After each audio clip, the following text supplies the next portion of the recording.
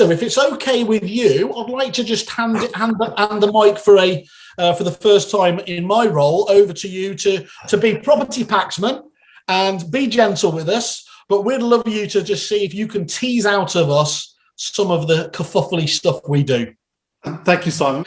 In all seriousness, mate, we've known each other a long time. We go back probably 15 years or so ago when we first met. And I know you not only as the public face of Kerfuffle and previously of a rather well-known prop tech business, but also, let's face it, probably the public face of this industry. Why? Why Kerfuffle? What is it? What's the purpose of it? I think I was one of the first members on your partnership group, those excellent consultative groups that you have, the first supplier one, as we talked about.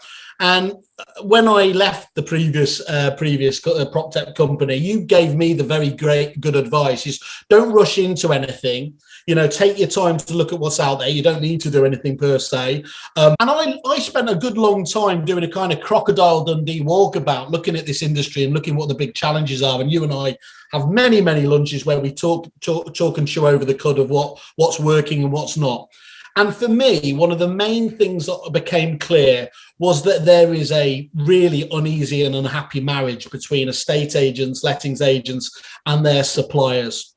There is a Wild West approach in terms of pricing. In the consumer world, you might have differentials of 5 to 10% with a price difference. In the B2B world we're in, sometimes those can easily be 10 to 15 times. And, that lack of transparency leads to that obliqueness, that inability to compare.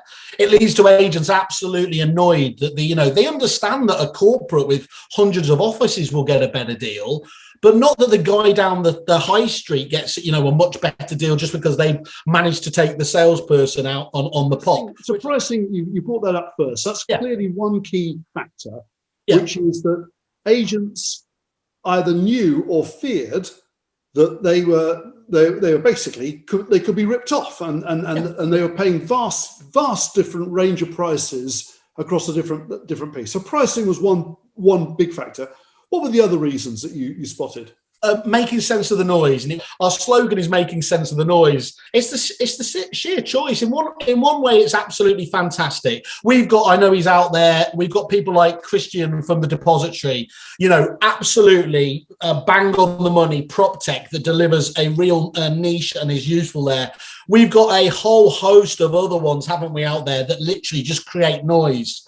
As I said, 600 suppliers just on our website, probably 1,000 out there, sales teams bombarding people, already crowded inboxes. And the problem with that is it leads to agency ostrich mode, whereby they just shut down. They don't have the bandwidth.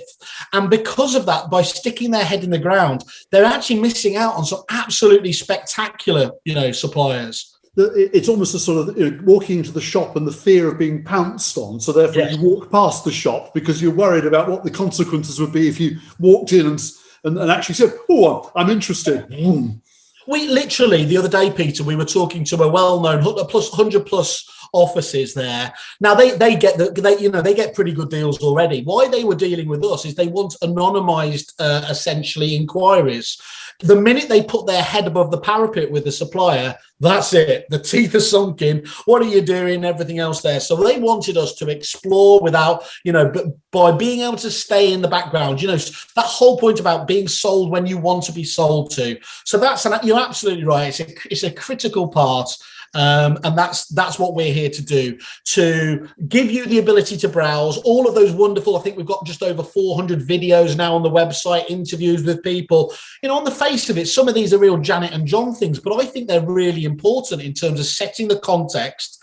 It sounds grandiose, but I want to be, when anyone thinks of supplier, state agency supplier, we want to be essentially the Google of that. Go to our website, research those companies, and then when you're ready, yes, we like to think we've done that kind of buying collective and given a fantastic service for the agents themselves. Okay, so let me just be slightly controversial. So on the one hand, what you're saying is agents, you can get confidence that you get the right price by coming to Kerfuffle. We will help you to get the right price and make sure that you feel comfortable with it. And what's more, we will help you to make sense of the noise so that you won't end up signing on the dotted line for something actually you don't want, because we'll be able to guide you.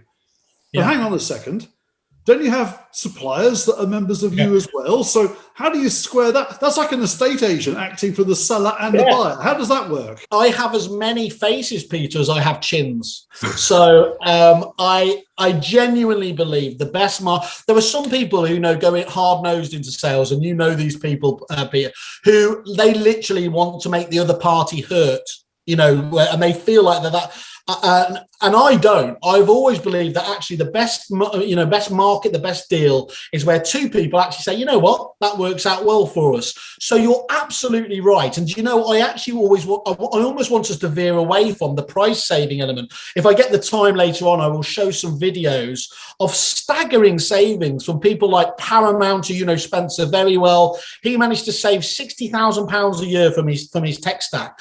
But I don't want that to get across to the suppliers in terms of cutting, and cutting. And we don't want to be biased two way or the other, because here's what happens. If we represent the agents too much and we just become this huge buying collective, like a utility switching company, guaranteeing moving people away, your suppliers aren't going to want to work with us. And here's what will happen. They will do the deal with us to get the price point that fits, but they will cut the service down to the bone. And I know this because having seen it in my previous businesses and seeing it in other suppliers. That's not when you're giving the best deal to the agent. I like to think that we have the expertise to say, do you know what? That might not be the cheapest price, but they're giving you the best package, the best solution, the best product lines, the best service.